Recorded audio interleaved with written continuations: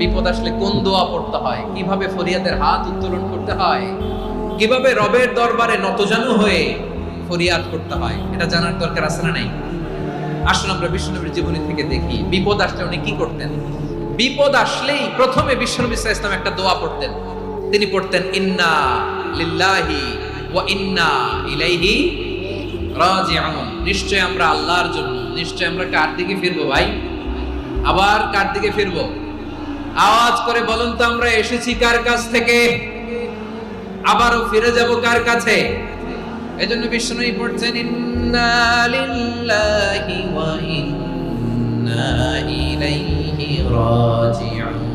নিশ্চয় আল্লাহর জন্য, ওই আল্লাহর দিকেই আমরা ফিরে যাব।